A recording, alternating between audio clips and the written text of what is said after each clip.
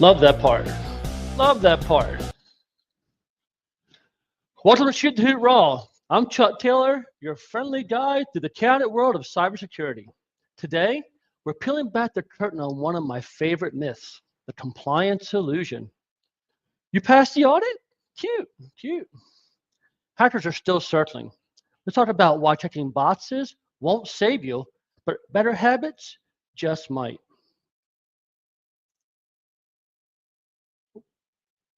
All right, let's see where we are here. Here's our flight plan for the day. All right. So here's what we've got lined up for you. First, we're kicking things off with a good old-fashioned rant about the compliance illusion, because just passing audits doesn't mean you're safe. Then we'll roll into the CyberHoot Nerd Update, where I'll share with you what's new, what's fixed, and yes, what we broke along the way, because honestly, we broke some stuff this week. After that, it's open mic, your chance to ask questions before I make some up myself. And finally, we'll wrap up with a hoot-worthy horror story, the classic tale of a company that passed the audit and still paid the ransom. All right. So let's get into it. Today's rant is all about the big lie we've all heard. We passed the audit, so we're safe, right? No. Passing audits just means you hit the minimum effort required, not that your team can spot a phishing link on a Friday afternoon. Auditors, they don't check your habits, they check your paperwork. Now, it's important to have your paperwork recorded, but that's just your coverage, not security. Hackers couldn't care less about your checklist. They care about Carl clicking links to fake invoices. So, what can you actually do about it? Well, we're going to hit that too, because security doesn't live in your compliance binder, it lives in your people.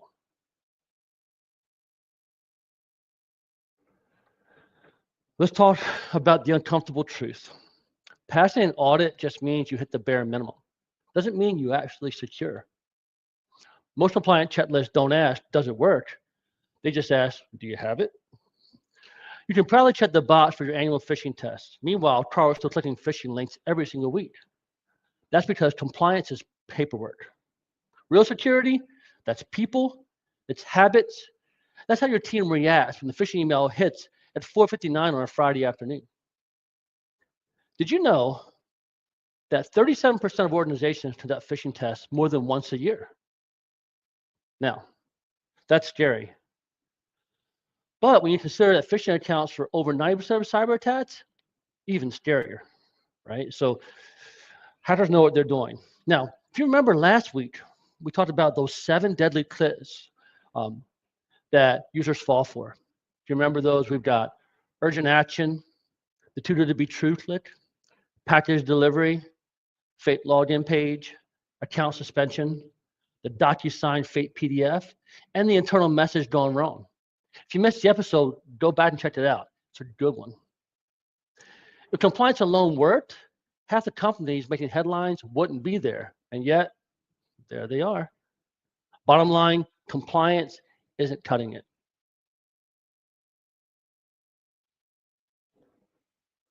Auditors are checking your paperwork, but hackers are checking your people. Sure, your policies might look great on paper, but Carl is still clicking on that free gift card email like it's his side hustle. Audits never ask the real question. Can your team actually spot a phishing scam? They only care if you send out the training video. Passing the audit doesn't mean your employees are trained. It just means you filed the right documents. Meanwhile, hackers couldn't care less about your reports. They're counting on human mistakes to get in. And my buddy's calling me, but I can't talk right now. Sorry about that. Oh, so hackers don't care about your reports. They're just counting on your humans to make mistakes for them to get in. And hey, if your employees never make mistakes, you're probably fine. But we all know how that usually goes. Quick side note here, 74% of your breaches involve the human element. 74%. So we worry about a lot about patching and stuff, which is very, very important. But 74% of the breaches of all time come in from human involvement. Let's get real. Hackers don't care if you passed your audit. They care if your users are still clicking dumb stuff. You'll never hear a hacker say, oh man, they completed their annual training, let's leave them alone. Hackers aren't like the general burglar outside your house who sees a security alarm sign in your front yard and just moves on to the next house. Your employees are so easily accessible, they'll go after them anyway. Checklists might impress your auditors, but hackers, they're running their own little tests every single day. Real cyber attacks don't follow frameworks. They follow human weakness. They're not reading your compliance binder. They're anticipating Carl's click-happy habits. On average, hackers gain initial access within 5 hours of sending a phishing email. 45% of the employees admit they've clicked on a phishing email at work. And 60% of organizations experience phishing attacks at least weekly. So hackers don't break through firewalls. They stroll through on human weakness. So with 45% of employees clicking, phishing hitting weekly, and hackers getting in within 5 hours, I gotta ask, what are the odds a phishing attack will hit your or your customer's business? So what can you actually do about it? So as I think my follower was saying, what you're gonna do? First, train continuously. Oops, I'm sorry about that. I left that banner on. My apologies. I do that every once in a while if you guys are picking up on that. So first thing we do is we train continuously. Not once a year, not check the box style, but short, frequent habit building training that teach in the moment, right? And allows them to build this cybersecurity framework, allows them to build this cybersecurity practice. Monthly cybersecurity training is a must. If you do that, they stick. Second, we have to test right away. Ditch the gotcha games and use positive simulations like Hootfish that teach the users right in the moment when they're actually clicking and everything, right? They're clicking through, they're seeing, they're learning as they click, right? And the good thing about it is there's no shaming in it. So you get that instant teachable moment without the shaming. And third, focus on progress, not perfection. You have to track who's improvement. You have to fix what's broken and celebrate the small wins. And finally, make security a part of your culture. This isn't just a policy. It's about people, habits, and probably most importantly, mindset. You build a stronger company when security becomes something your team actually buys into, not just survives once a year.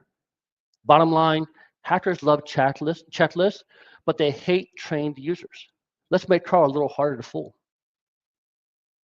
All right, and that's our rant for this week on the compliance illusion. Let's hop on over now to our nerd update. So on the nerd front, this is what we did this week.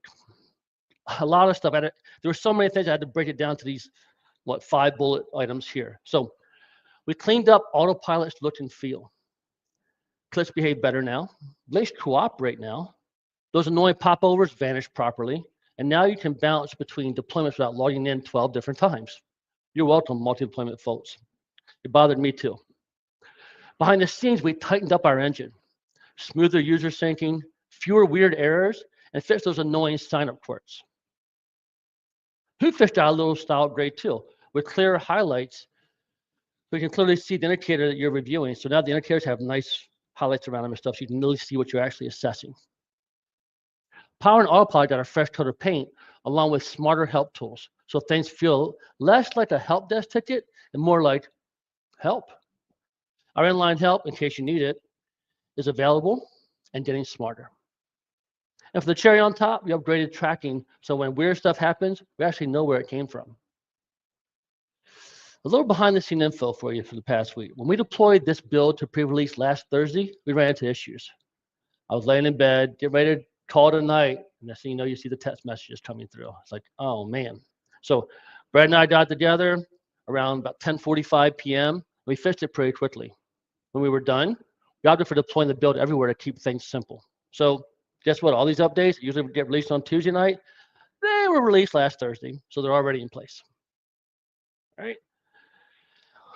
All right, folks, this is your moment. If you don't ask questions, you're stuck listening to whatever random cybersecurity tangent popped into my head. And trust me, you don't want to know all those things. So help me help you. Throw your questions in the chat, or I'll have to provide a couple of my own. Let's see if we have any today. No one ever throws the questions in the chat. Well, if they're shy or most of the people are just watching this afterwards and aren't here live, I'm not sure. So that means you got to deal with my questions. Sorry.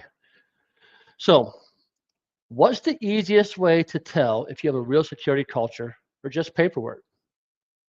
Honestly, easiest way to tell is just watching how people react to phishing emails. Do they pause and report it? Do they question it? Do they just click without thinking? Happens all the time. Real security isn't about passing an audit. It's about building good habits you can actually see in action. Also important is a training culture, a culture where your employees share and train success and even compete to keep things fun. Users can leverage the cybersecurity training leaderboards that we have in Autopilot to see and share where they sit in the company if they'd like to. We're also working on a feature, hopefully to come out soon, that will allow users to train with or / compete with other coworkers. So they'll be able to send an email out, send out a request to an email address in their company, and that user, if they're in the system, will receive the email, and if they accept, they will both see where they are on the company leaderboard, and they can compete with each other. It's kind of a little fun thing to do. So get your users working together, and not just, hey, I got the cyber insurance check and the paperwork done. Now, of course, our platforms do that for you as well. We make sure you have the paperwork when you need it. We make sure you have the metrics to say you're doing all the right things. But the real culture, the real change comes from your people. And they understand that training is important to protect them and to protect you. All right, let's see here. All right, question number 2. Excuse me just a second. All right, how do I know if my team is actually improving, not just checking the box? Well, you know it's working when click rates will go down. Phishing reports go up, and you hear fewer, uh-oh, I think I clicked something moments. Tools like Hootfish make it easy to track who's improving. And the best part, you get progress without the shame parade. Our Hoot scores allow you to see who's actually learning and who's just rushing through their training, not really taking it seriously. You can really see a big difference with someone who has a 98% Hoot score and another person who has a 65% Hoot score. Wonder which one of those guys is actually doing the training and which one's just guessing. Also, you'll spend more time actually growing your business rather than dealing with security incidents left and right. That saves business money too. And I can't underspeak how important that is, that you actually have time to work on your business. I know CyberHoot's my business, right? And when we have issues that come up we have to deal with that's not on my target of what I thought I had to deal with today, it costs money and it costs time. So getting back to normal business is the way to go. So thanks for allowing me to ask my own questions, or at least for letting me talk to myself for a little bit. Now, let's move over to our Hoot-worthy horror story. Proof that you can pass every audit, hand scripted on the wall, and still get absolutely wrecked by one compromised password. Let's roll into how compliant doesn't actually mean secure. Let me tell you about a very famous company you've definitely heard of, a critical infrastructure giant. They passed every cybersecurity audit. Annual reviews, check. Industry checklist, check. Paperwork? Oh yeah, they had binders full of paperwork. Check. But guess what they didn't have? Multi-factor authentication on a VPN account. That, plus one lonely, weak password hanging out there, was more than enough. Hackers didn't care about the compliance trophy shelf that they had. They slipped right in, locked everything up. The company ended up paying $4.4 million just to turn the lights back on. Audit, yay, you passed. Real security, epic fail. Anybody know who that company was? Any idea? Boom, boom, boom. Colonial Pipeline in May of 2021. They checked every box from an audit perspective. Hackers just found the back door. By the way, the average cost of a data breach is $4.45 million. Colonial paid $4.4 million, just under the average, so maybe that's a win. Maybe. Anyways, moral of the story, you can fool an auditor, but you can't fool a hacker. And that's a wrap for this week's Shoot the Hoot Raw. Fast episode today, I know. Remember, hackers don't care about your paperwork. They care about your people. Train them well, click smarter, and we'll see you next week. Same Hoot time, same Hoot channel. Hoot on.